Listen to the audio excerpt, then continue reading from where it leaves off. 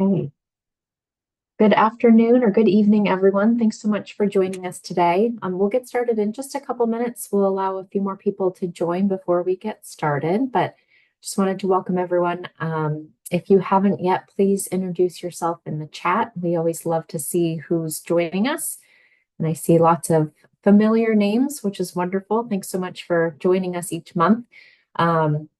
Just for those who are new, your registration for this will be, it's the same link and the same registration that you'll use every month. We do host these forums the last Monday of every month, starting at 4 o'clock Pacific time.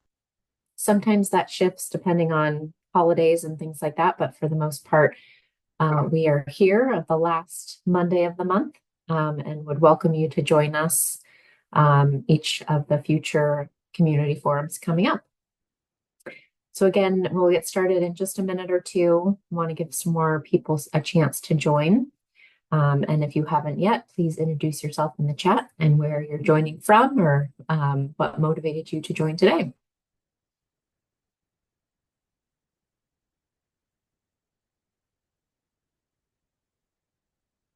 Awesome. Great to see some wisdom participants as well as supporters of wisdom, and those also just interested in learning more about women's health and different topics around breast health as well.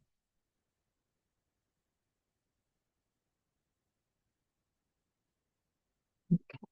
We'll give it one more minute and then we'll get started.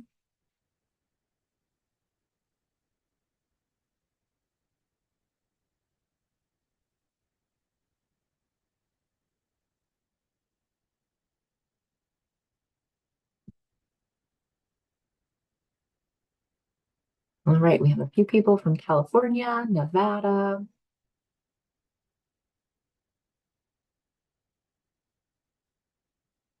Florida. Wonderful. All right. Well, let's go ahead and get started. So just quickly, welcome to our July 2024 Wisdom Community Forum. I'm Allison Fiscalini. I'm the director of the Athena Breast Health Network and the Wisdom Study. And we have been hosting these forums every month for the last 2.5, 3 years, maybe more, really as a way to bring together our community, our wisdom participants, those that are interested in learning more about women's health and breast cancer and breast health, and as a way to bring some of the topics that are either current topics or things you might have heard in the news, or even just questions that you have in this area, where we can have discussions and really be able to bring some of our collaborators and teams together to present the latest information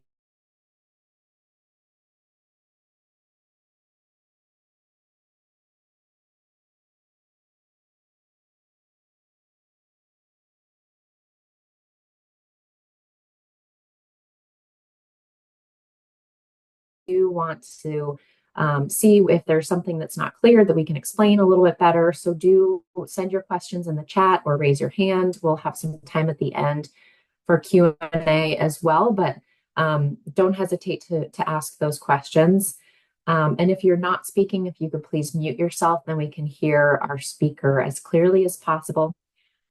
We are recording the meeting as we do all of these, and we'll share a link to the recording, and we'll send you a short survey at the end and in the days following, just to get your feedback on how the session was. So our mission with these is really to move together toward equity and better outcomes in breast cancer for everyone. So having these conversations, understanding where people have questions and what topics are most important, being able to incorporate that feedback into what we do on a day-to-day basis. We've had a lot of different topics so far, so we'll put a link to the YouTube channel in the chat, but there are a lot of recorded talks already that we encourage you to go back and listen to if you're interested. And we can always repeat a topic if there's more information or more questions that people have. We can do those live and get more questions answered. All right, so with that, I have the pleasure of introducing Dr. Vignesh Arasu, who is at Kaiser Permanente, Northern California.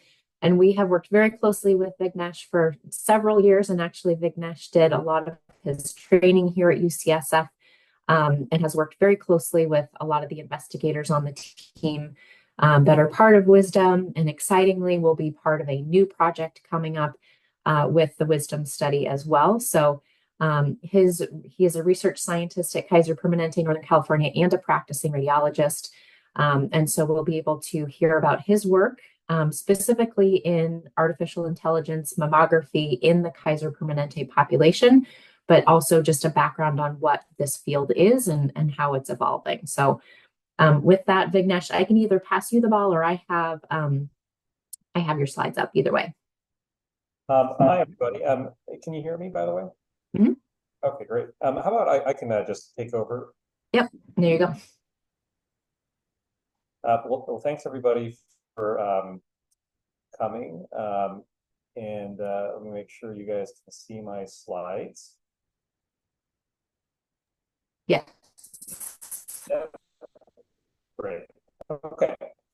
Yeah. Well, yeah, really appreciate, as Allison said, I've been involved and working with this group for quite a while. I've been now at Kaiser for about 7-8 years, and yeah, practicing breast radiologist, and then I also lead a research team focused on questions in AI and how we can apply that in the realm of personalized screening and risk assessment for breast cancer. So I have no relevant conflicts of interest or disclosures. And for some people I just noticed in the chat are not from California. I'm from a health system known as Kaiser Permanente. It's one of, or is the largest nonprofit health plan, and it keeps growing. There's about 13 million patients. My clinical home is actually in Kaiser Vallejo, which is in the Northeast Bay, where I practice, and then my research home was in Oakland. Now we moved to Pleasanton. In Kaiser, Northern California, where a lot of the patients that my research looks at, we have about 5 million patients. We screen about 700,000 women overall, about 500,000 per year. It's very community representative of the surrounding Northern California population, and we predominantly do biannual screening. So this talk is kind of an orientation to artificial intelligence and how these things intersect with how we can imagine the future of breast cancer screening and risk assessment, and particularly how the future of Wisdom may look. So I'll start by giving some introductions to kind of the general concepts of artificial intelligence, and then move into specifically how we're applying this where we're using just the mammogram itself to identify risk factors using these very new advanced technologies. And then finally, some of the results that we're seeing with the application of AI. And Allison, can you just remind me, just for time, half hour, was that roughly what I said? Yeah, and that will leave some time for questions. If you go a little longer, that's fine. And Okay. again, if there are questions, feel free to ask those in the chat. And if Vignesh, if I interrupt you, that's just because the question's sort of timely and might help other people understand some of the concepts a little bit better as the talk goes on. Right. Yeah. No, happy to stop and just make sure I clarify and want to make this a conversation. So let's start with some background on artificial intelligence. So the idea, and really thinking about the word in a literal sense, it's to take human intelligence and to engineer it or use computers to replicate the intelligence of humans. And this has been going on for quite a while. And it really is kind of the umbrella term for, as we get closer and closer to the present time, where we started changing the meaning from just the general concept of replicating human intelligence through machines into actually machine learning, where we are teaching the machine to learn without using as much kind of very programming it and explaining every little step of what we do, to what is now known as deep learning, where we use kind of more advanced mathematical techniques to even more so allow the machine to learn independently without us really explaining everything of every step of what we do. And every year I kind of give this talk, it seems less and less like this slide is relevant. Like, I think everybody knows about AI at this point, or has been somehow it intersects. So I doubt there's a single person on here in which we're not already users and consumers of AI. So you're on a computer and anything you use through Google, underlying that, there's a lot of AI, or if you have an iPhone or any other kind of phones that use some kind of way to unlock your phone using your thumbprint or using your face. If you use anything that dictates or Siri, if you've clicked on things and you get personalized ads, if you've deposited even your check electronically, those are and on and on and on.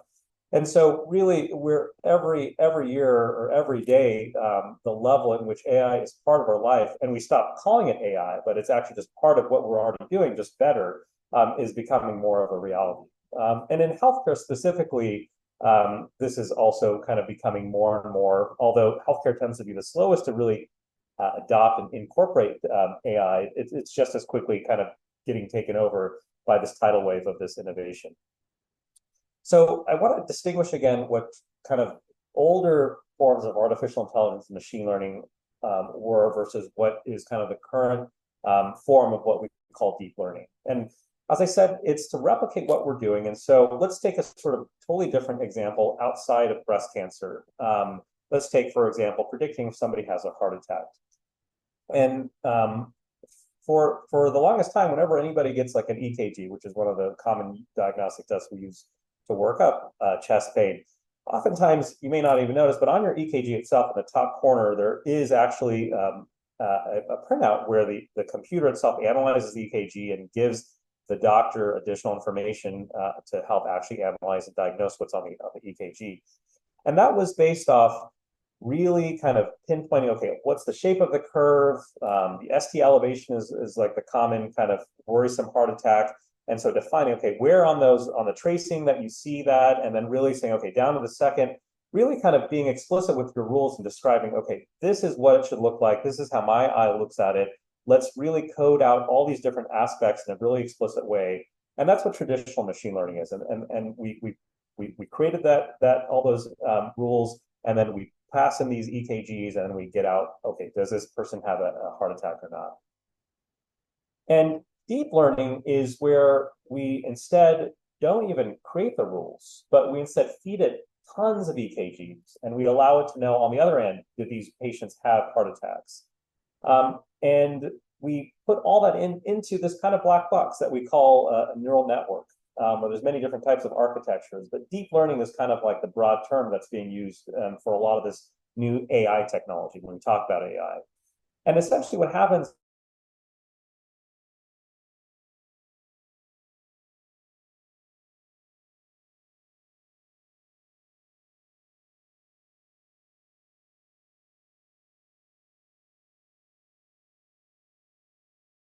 this in reverse, rather than starting with the rules and then feeding it data, learning the rules based off all the data you feed it. And so we're also converging with a lot of other things, not just in artificial intelligence, but there's other innovations, as you've probably heard in prior talks, on genomics, a whole list of things in robotics and wearables. And so really across the whole span in healthcare, we're seeing all these different areas in which we're really seeing kind of new discovery of new ways to predict risk. And in radiology, those inputs are all the different types of images that we can use. I'll really focus on mammograms for this talk, but really this spans the gamut of almost every specialty, from pathology, surgery, every kind of ology that is practiced in medicine and beyond, and is really being utilized, is really leveraging AI and all these other kind of innovations. So for the rest of this talk, I'm really going to focus on the technology in which we take just the image of the mammogram alone, and using AI, we then spit out a risk and understand how that relates to what we've done for decades before, where we've used things like age or your family history, or newer things like genetic tests, and now adding this as a whole other layer and showing you that really we're seeing some amazing, huge leaps in our ability to predict. And so this shows kind of, in some ways, a metaphor for this is what we've already been doing with breast density, where we actually can look at a woman's density, and the more dense her tissue is, the higher the risk of cancer. This takes it to a whole other level. So it's kind of a way to kind of connect it, but the the kind of unsatisfying part about AI is that it actually, in a lot of ways, is a black box. What I'll show you is that it does all these amazing predictions so much better. But what I'm showing you on the right, where things are highlighted in red, really isn't true. It's what we know that it's picking up something from the image, but we don't actually know what in the image it's actually seeing that allows it to give us that additional information. But what we do see on the other end is that by using these algorithms, and I've done a lot of studies, and I'll share kind of studies that are going outside of Kaiser and Wisdom. We're able to predict even better a woman's individual risk of breast cancer. We're able to do that when you first come in, you get your mammogram at the time of diagnosis to looking out into the future, 5, 10, 15 years. And what it allows us now is to provide even additional information that we haven't had previously.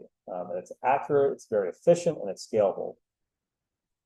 And my area of research looks at how we can apply AI in the care stream that I'm in, which is as a radiologist to do screening and primary prevention and early detection of cancer, and address all the causes that lead to breast cancer death. And about the vast majority of things, about 75% of the reasons that women go on to die from breast cancer, there's a lot of different things that we can do to prevent that, but there's so many opportunities that I see at the point of screening at which AI can help prevent that woman potentially from going on to having a bad cancer and an unfortunate death from that. So I'll talk about these three categories: cancers that are missed at screening, cancers that grow aggressively, and cancers in women who haven't come in for the mammogram in a while. And each of these areas, I'll talk about 3 different applications or use cases in which we can feasibly address a lot of the challenges, a lot of the gaps in care currently, to hopefully help decrease areas of breast that lead to breast cancer death. So for cancers missed at screening, we'll talk about computer-aided detection. For cancers that grow too aggressively, personalized screening, which is a lot of it is what we all know as in the Wisdom study. And in cancers in women who are overdue for the screening and personalized outreach.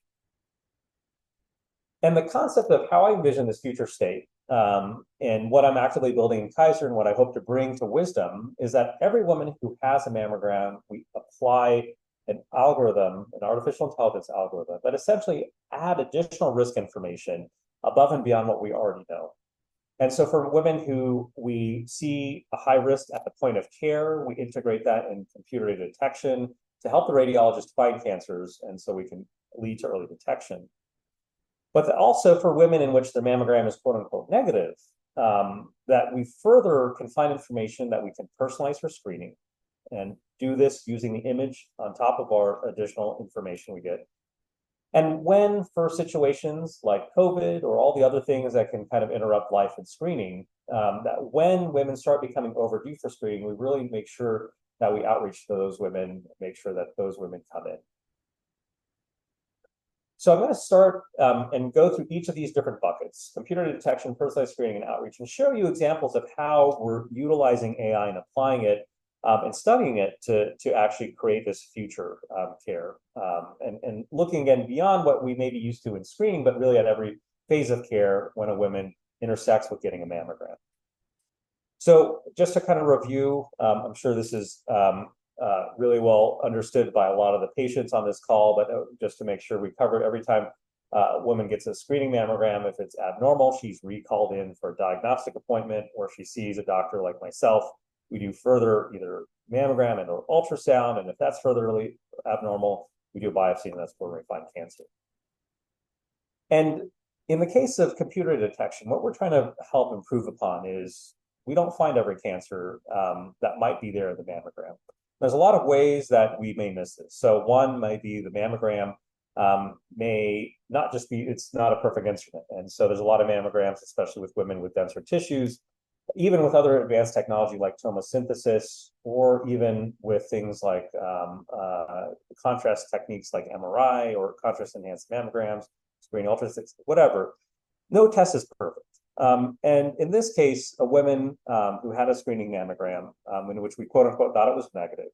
In fact, there was a cancer there, and we said she's good for a year or two, but she comes even sooner and comes in with a new lump. And then we find a cancer. Oftentimes these cancers are more advanced than if we had found them and more aggressive than if we had found them at the screening mammogram. And that's why she feels alarmed. That's why it's because it has this potential to grow fast.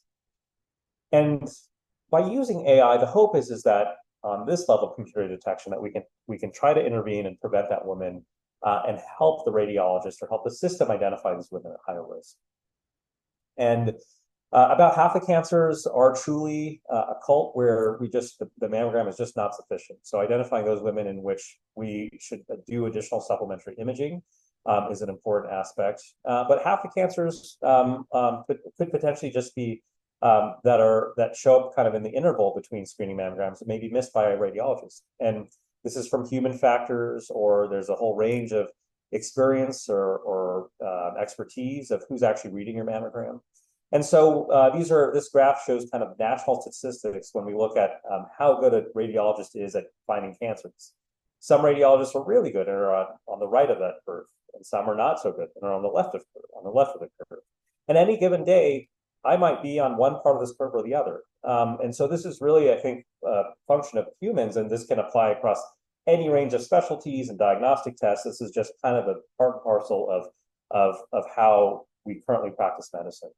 And so we can see a threefold variation in how well cancers are detected by radiologists. And so we've done studies where we've looked at a number of algorithms. This is what's known as an AUC metric, area under the curve. So these curves demonstrate how well the algorithm performs. And the higher you go to the top left corner, closer to that 1.0 on the y-axis, the better the system is. So the higher the AUC number, the better. 0.5 is a coin flip. And so these algorithms all perform very similarly, and there's more and more algorithms that come every day to the market. They don't perform as well as a radiologist. So unlike maybe a lot of the headlines, this is not the case that this is meant to replace a radiologist, but really it's meant to help them. AI can identify anywhere between a quarter to half of those cancers that, retrospectively at least, that we missed. And the goal is how AI can help us find those cancers going forward that we might have missed otherwise. So there's been some studies. I have a trial going on at Kaiser Permanente looking at this. The Scandinavians are always the first to come out with this data. So there's a study that was published last year in which some preliminary results from a randomized trial in Sweden in a city called Malmo, in which they had 100,000 women, and they're still following up these women. And they found that, in fact, by adding an AI to a radiologist, they could detect 20% more cancers. What's not known are these cancers consequential? Would we have found those cancers eventually? And did we actually decrease the primary outcome of these interval cancers or women who come in with lumps between their screening mammograms? So that's something to stay tuned, but some positive information to know. And there's more and more trials that will be coming up in the next year or two to give us more information about this. And as I said, there's just many, many different companies in this space. And so really there's quite the gamut of different, a lot of interest from the industry and really helping develop this technology. So that's on computer detection. I'm going to go now to personalized screening, but just as a pause here to know that AI, I'm just going to show you a few use cases where AI can help overcome some of these challenges, but there's a whole range of other areas that I'm not even going to get into in this talk. But things like your mammogram can even tell you your cardiovascular risk or other risk factors. So there's so much information that we're just now learning by actually using the medical image itself that we never had the ability to predict before. So I'm going to get into risk-based screening now. So this is to identify women who have cancers, especially aggressive cancers, which are going to be the focus of a grant that we recently got for the Wisdom study. So, and I'd be curious to know in this group too, how many women who have breast cancer or breast cancer survivors actually had a kind of quote unquote risk factor at the time that they got diagnosed or that they had known. In our work, when we've looked at this, only about a third of women who have breast cancer actually have a risk factor. So family history or some genetic mutation or having cancer in the past or even density. And so really the vast majority of women who have breast cancer have no identifiable risk factors. We published this study last year when we looked at a lot of these algorithms and understand not just how they help us with finding cancers at the point at which you get your mammogram, but later on in the future, out to 5 years. So understanding your future risk, as you probably know it through what we do in Wisdom, in which we use risk models and use things like your age and family history and these kinds of classical risk factors. And the bottom line is that we found that actually we were amazed at how the image alone can predict your future risk of breast cancer 5 years later. So here we're looking at women who had a mammogram at Kaiser, Northern California, who had no visible evidence of cancer in their mammogram. This is a retrospective study looking in 2016. And this is at the bottom left corner of this. And so we followed these women over 5 years, and we looked at how the risk of cancer increased. As you go up on the y-axis, or as the curve goes up towards the top right, that means your risk of cancer is increasing. And each of these colors represents your decile risk. So if you had cancer in the top, if you had a risk score in the top 90th percentile, what proportion of those women had cancer? And just to kind of explain that a little bit. So this orange graph represents 10% of the top 10% of women. The gray one represents the next 10%, and so on and so forth. So just in the top 20, 30% of these women at risk, we can already identify the majority of women who are going to develop breast cancer. So really amazing risk stratification and understanding who is at risk. And these results continue to bear out when we look past 5 years, 10 years, 15 years. And again, just using the image alone and putting this through a deep learning algorithm. And so there's been some initial studies, and these are things that are going to be the focus of kind of what future wisdom models may look like, where, again, I have to hand it off to the Swedes, but a study from my colleague Frederick Strand in Stockholm from a different university had a study that they just published just actually this month, just like a few weeks ago. Really exciting results where they looked at providing women the opportunity to screen using MRI based off having a high risk on their AI-based risk score. And so they invited the top 7% of women at risk. And there's so many different algorithms here in this space, but they're using their own kind of homegrown algorithm. And then in this initial study where they had about 59,000 women, they analyzed them, the top 7% of those, they randomized those who got invited for MRI screening versus those who didn't. And those who ultimately screened, about 560 of those, had a one-time MRI. A lot of them had no risk factors, no family history, no breast, not dense breasts. And of those, with MRI, there's a higher recall rate. So about 17% of those women were recalled, about double those that you would for like a mammogram or when you're doing regular screening. And the rate of cancer detection, so that's highlighted in blue here, was 4 times higher than other MRI trials that women get for having high risk factors. So usually this is kind of an incremental amount, so above and beyond what you get for a mammogram. A mammogram may get you about 7 per thousand cancers. For every 1,000 mammograms, we may find 7 cancers.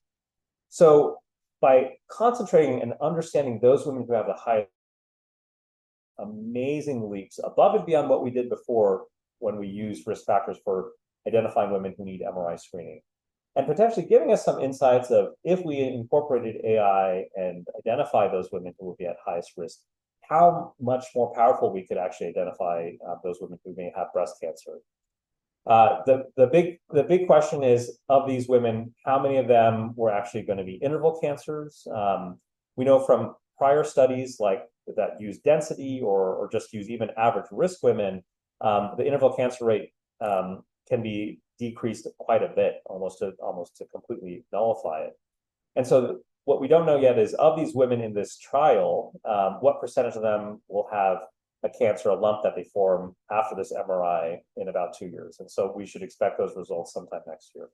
But still really exciting results to show you the potential of how we can really concentrate and find those highest risk women above and beyond risk factors that we already had known for decades, like density and age and family history, and even genetics. And this is data that's still not published, but what I'm postulating is that in a future state, by incorporating AI above and beyond these traditional risk factors, we may be able to now identify the majority of women who have breast cancer, and not just any breast cancer, but even those aggressive breast cancers that really lead to a lot of the cancer morbidity and mortality. So really exciting potential futures, again, that we hope to prove and may one day be part of the wisdom trial. And what this might look like is that you get your clinical risk from what you know about you and your family history. We still get information from genetic information, but we're adding this whole other layer of a mammogram that you already have. So it's already data that already exists, that we don't really need to do anything more other than add some additional processing and getting a score using an AI algorithm and converging and understanding how all this fits together. And so this will be the focus of our PO1, our new grant that Allison had alluded to in the introduction. And this is going to be work that I'll be leading in this grant and using kind of our vast data that we have at Kaiser Permanente, but hopefully providing this kind of new and improved risk model that goes above and beyond what has been known before.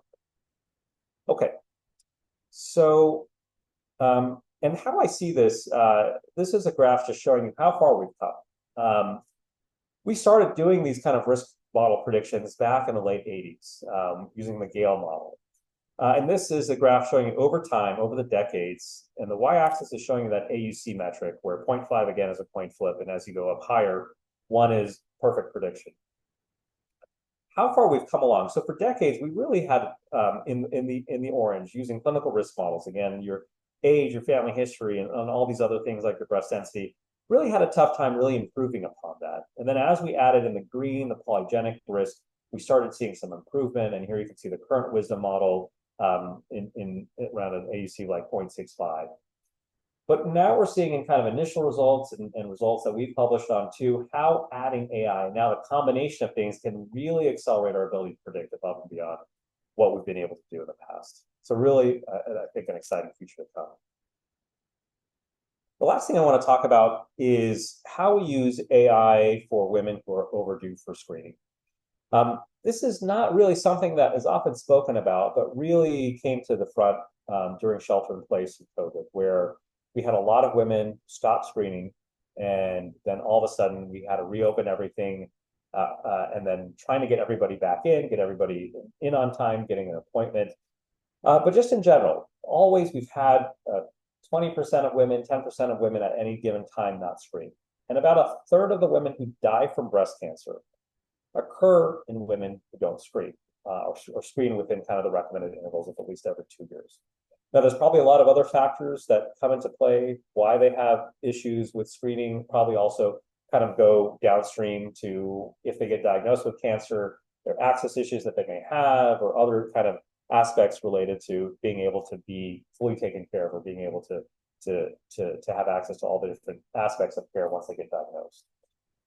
But as much as we can help with identifying who are those women, because it's not like we can pick up the phone and call everybody who is overdue for a mammogram and really try to help understand what are their barriers for coming in. And so, as I said, these women have one in 4 of these women who die from breast cancer were overdue for screening. And this issue kind of quadrupled at Kaiser Permanente when we had shelter in place, the number of women who were overdue for screening.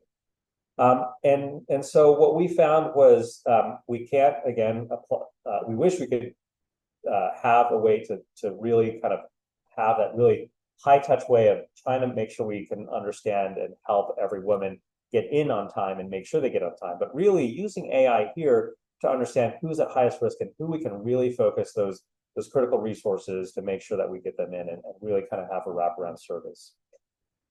So that's kind of in a nutshell all the different aspects of how I kind of envision AI being incorporated in potential future care, above and beyond what we do in Wisdom, but how you may feel it as a patient in every step of your care, from when you get your mammogram and the radiologist reads your mammogram and make sure they can find the cancer that they might have missed otherwise, or to make sure that we identify women who we did know who had risk factors before and further improve upon our personalized screening. And among those women in who they're overdue, well, we really make sure we focus and bring those women at highest risk in and do everything we can to make sure they screen on time. And again, that there's a whole other swath of different use cases, but just really focusing on those that I've highlighted in the middle. Okay, so that's my talk. I really want to thank a lot of people. This is a huge national effort that I helped lead at Kaiser Permanente.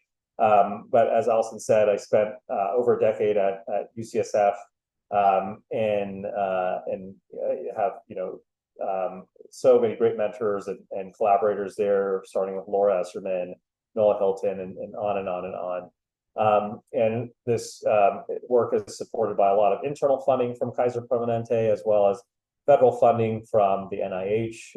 I need to update this to include our new grant too. And yeah, I'll stop here and thank you for your time, and I'll take any questions.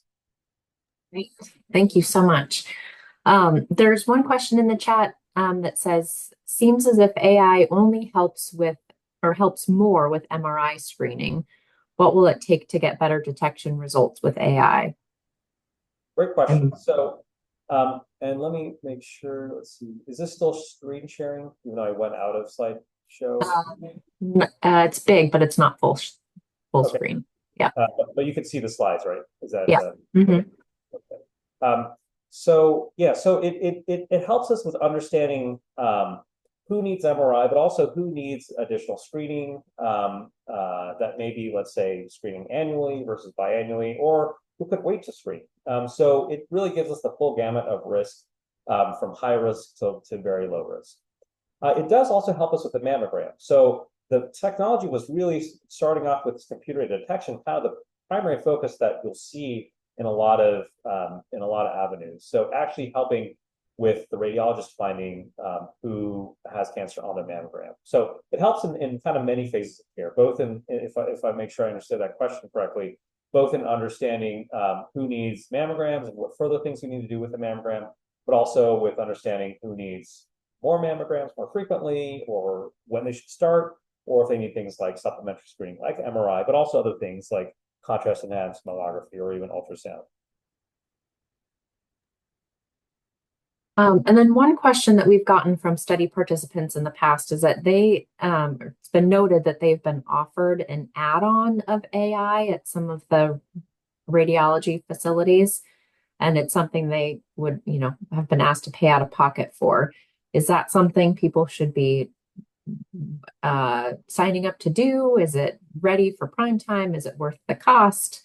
Any thoughts on that? No, that's a great question. There's actually, I think, a recent New York Times article on this, where I think this is really in the front of women's minds when they're going for their screening. So I've heard about some of these where I think it's like they charge you like an extra $40 to add on AI. I'm somebody who is still waiting for the evidence. I think there's a lot of promise here. But with AI and helping radiologists make sure we don't miss cancer, so then kind of this would be the workflow that they're asking you to pay extra out of pocket for. I still don't think it's proven. I've shown you some results, initial results from what's being done in Sweden, and there's some promising evidence there. We're not sure if that will help prevent kind of like an interval cancer or a lump from developing in between your mammogram appointments. And I think it really requires high-level evidence before we adopt this, because we had this technology in the earlier form known as, artificial intelligence and machine learning. So if we go back into the early 2000s or even the late 90s, we had this kind of technology even back then, and it was FDA approved. And we thought from the initial studies that were not really kind of rigorous randomized trials that this would help find cancers and prevent missed cancers. But in fact, we found the opposite. In fact, it didn't really help us find any more cancers, and it caused us to call back a lot more women and cause a lot of false positives. So with any technology, I think we have to approach this skeptically, and we have to wait for the higher level evidence from randomized control trials, things that I'm showing you that are ongoing. There are some U.S. trials, and I just mentioned that I'm starting a trial in Kaiser Permanente, because although the European trials always come out first, in this setting, they don't quite match to how we do read screening mammograms here, that they screen at different intervals, they have different ways of interpretation. They have two radiologists oftentimes that read one mammogram rather than one radiologist like we do in the US.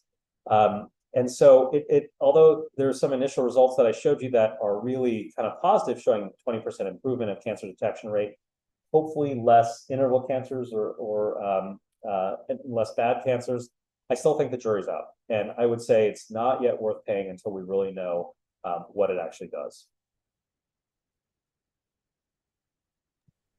Thank you.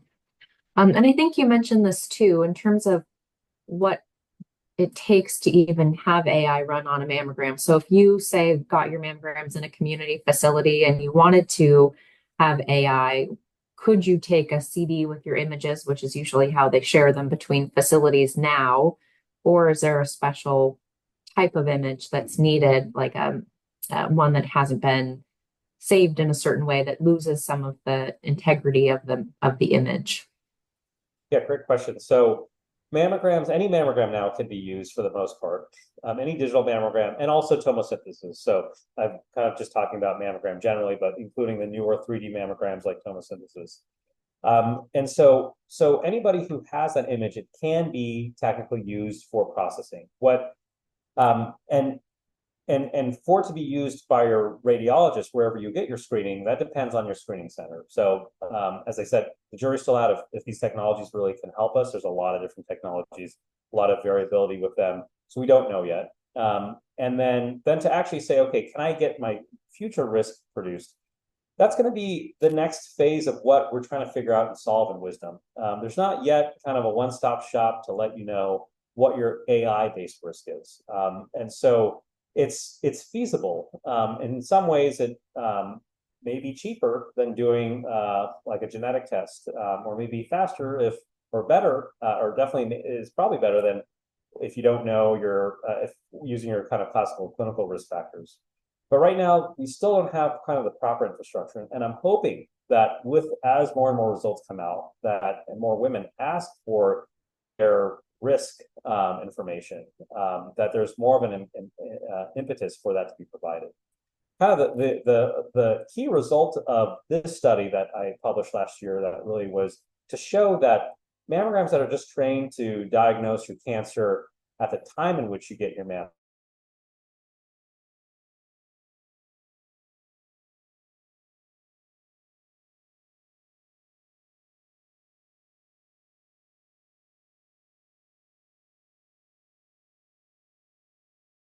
ready yet, but it helps kind of make the barrier to developing those risk scores even much lower. And so I expect more and more as we show the power of AI that we should expect to see this kind of risk score available. And my hope and plan is that we'll be able to do that in Wisdom. And just again, if you have questions, please feel free to speak up or add them to the chat. Happy to answer them. We still have time.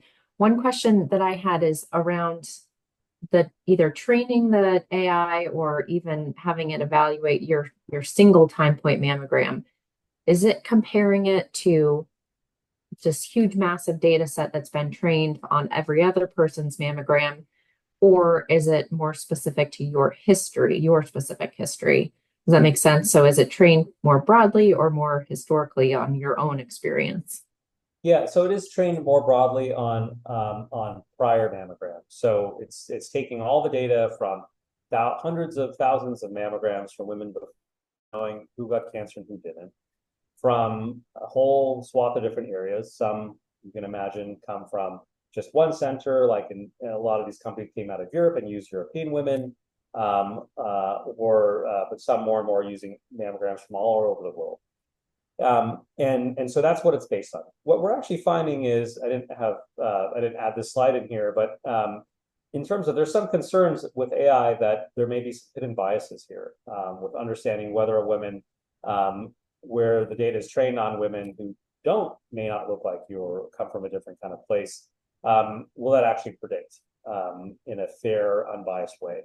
And so, but what we're finding, in fact, is that it actually is less biased than a lot of these other risk factors, like clinical risk or polygenic risk, in that mammograms, thankfully, you can kind of tell about a woman's risk for breast cancer, but because of how universal screening is, and even though there's some disparities, that we're finding that it's the least biased approach of actually predicting future risk.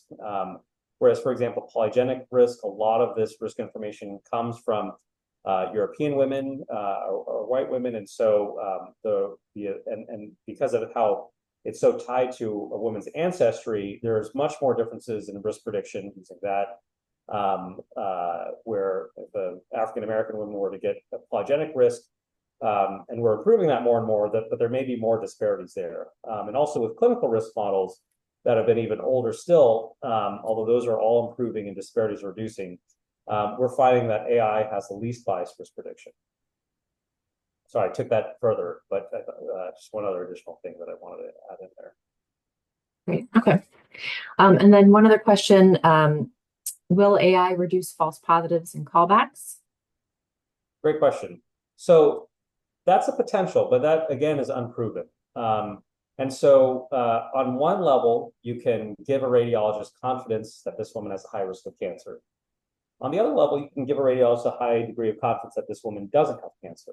And so it really depends how things are implemented and how a radiologist actually accepts or doesn't accept what the AI is telling it. And so that's still unproven, is how that in fact will play out. As I told you in the past, when we had this kind of similar to AI technology, although it was totally different, decades old at this point, almost 20 years old. At that time, it did increase our callbacks, and our false positives, without really helping us with improving cancers. I expect that to not be the case with this, but again, I think the jury's still out until we have actual data. And then a follow-on to that was, would you assume that there would be fewer BI-RADS zeros? There would be a more definitive yes or no coming out of an assessment? Yeah, we still don't know. What you would expect is if you find more cancers, you would increase your recalls. You got to add more recalls to find more cancers. So it may increase like a slight amount, but it may be an acceptable amount to find those cancers that might have led to a lot that lead to a really bad advanced cancer. But we don't know if it's going to cause so many more callbacks that it would just be not worth it. So that's what we don't know. But that there is some mitigating things on the other side where it may also provide us information to give the radiologist confidence not to call back. And then your discussion on bias made me think of whenever there's a new technology, there's always a delay in rolling out that new technology equitably across populations of people. So this is something that I think of with any new technology is if this is all proven to be optimal and beneficial and we want to roll it out nationwide, how does this technology is it an add-on to a screening system? Is it something that could be accessible to more people and not having an individual, local mammography clinic have to buy a very expensive piece of equipment and then it's no longer given population wide?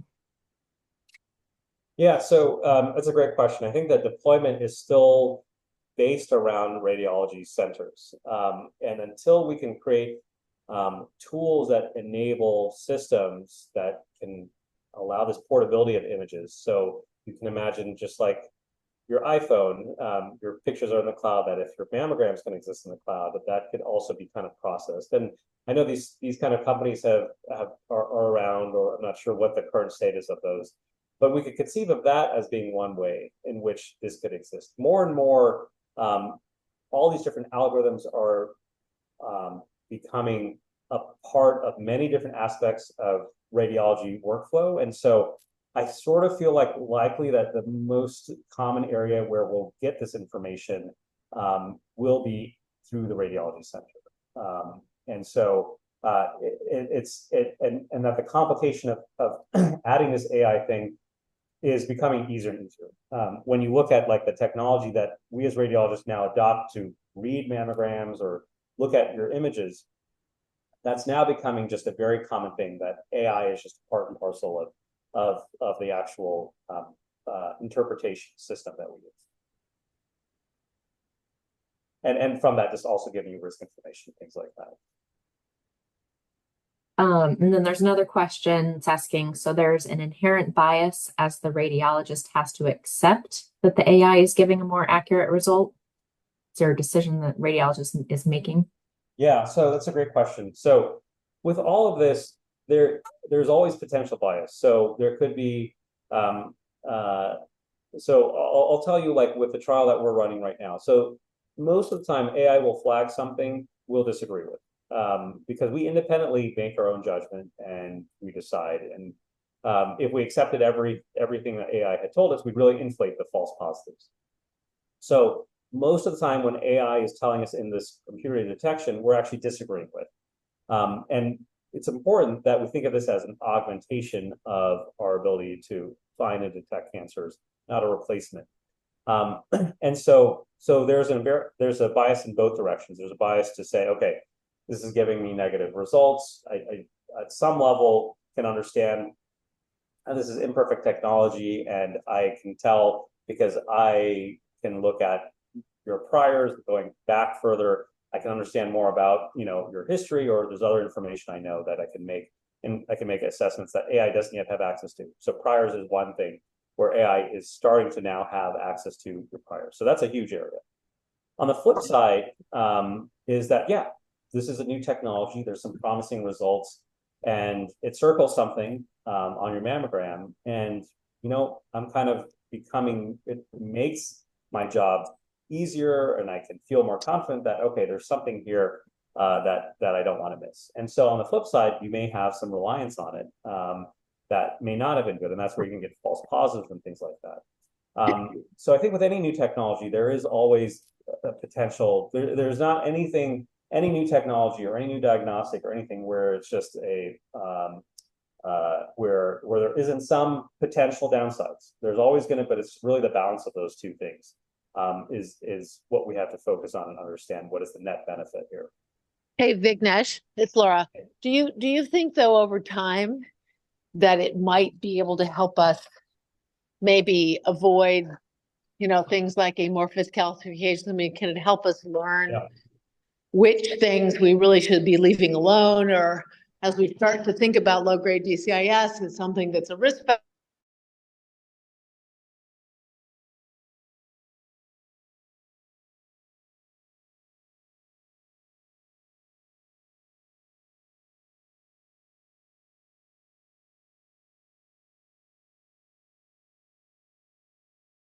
So as I was mentioning before, it gives us full ends of the spectrum, both the high risk and the low risk, or the very low risk. So we absolutely, and that will be what our focus is of this new grant, is actually giving it examples of cancer, or kind of quote unquote, cancers or DCIS, or things where we know only after the fact, after we biopsied and ran tests on it, that this is a very kind of indolent and really not something that we should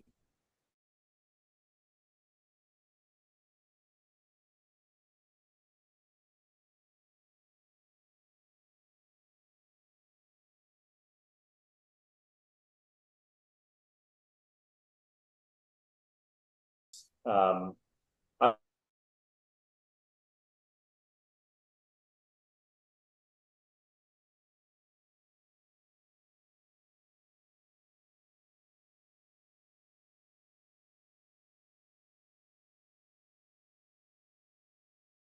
kind of these slower growing cancers, these ER positive cancers.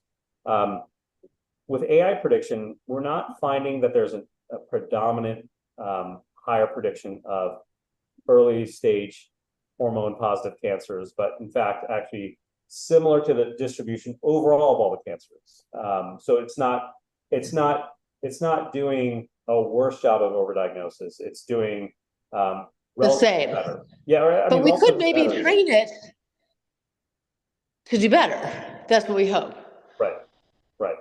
but as a baseline, it's already relatively better than I would say like a clinical risk model or even like the PRS models. The older ones, right?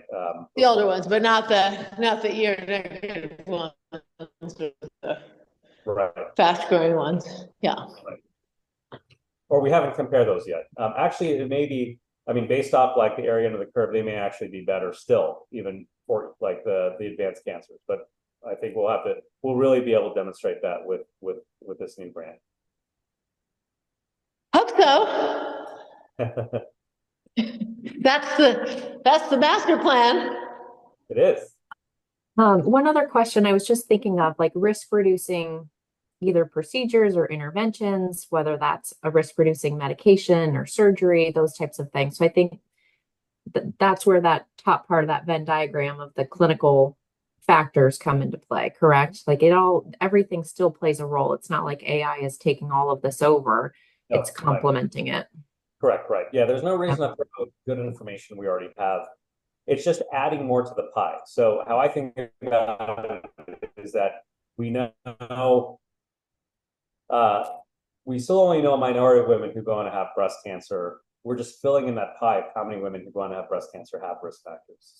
So it's adding and complementing what we already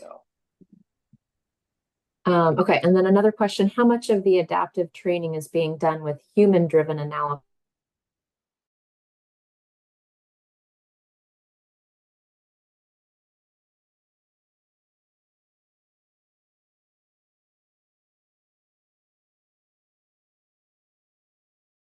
Part of what deep learning means is that you really don't give it many rules. You tell it, okay, this is a mammogram, and this one had breast cancer, this one didn't, or this one had an advanced cancer, and this one didn't. But really, it's learning from just really the image alone, or just purely from the data alone, and then building the rules from that. You can add some other aspects to that that's human-driven, but really that's where so much of that leap in ability we've seen, not just in healthcare, but just across the whole board, comes from. Is just that basic process of giving it a lot of data. Great. Any other final questions? We're coming up on the hour. I know I learned a lot. I know I've read and learned and heard about this for a long time, but the way you explained it with some of the different examples was very helpful. So if there are other questions, please do insert them in the chat or feel free to speak up. We did put a survey in the chat. We'll send it around by email as well to those attendees, but wanted to get your feedback and also ideas for future forum topics. And we will post this recording on YouTube for you to watch again or share with other people who weren't able to join and wanted to, but would love to hear your feedback on that survey, and feel free to ask any other questions. Yeah, so thank you so much, Vignesh. It was great to have you on. Thank you for sharing your expertise and giving us some snippets of things to look forward to in Wisdom with some of the new projects that we have. And going forward, we'll be able to adapt. As you all know, Wisdom continuously improves its risk models and approaches to assessing risk, and constantly trying to build in the latest and greatest so that we give everyone the most accurate information possible. So this is something that we'll be planning to incorporate here in the next couple of years with the new project that we have going on. So wonderful. All right. Well, thank you so much, Vignesh. Thanks everyone for joining us. We look forward to seeing you again in August. It is August 26th, the last Monday in August, that we will have our next session. There are two topics that we're trying to get confirmation on. One is from our partners at Facing Our Risk of Cancer Empowered, which is a group that provides a lot of education, support, patient navigation, policy work for those who have hereditary breast cancer, either cancer or cancer risk. And also we are hoping to have in the future our partners at Quantum Leap and the breastcancertrials.org present as well. So those are a couple of future topics that will slot in the next couple of months. And once we have the speakers finalized, we'll be sure to send you reminders. Let's see, the patient support people facing our risk of cancer empowered, or FORCE. is the acronym. FORCE is the website that is a national organization that provides resources and support.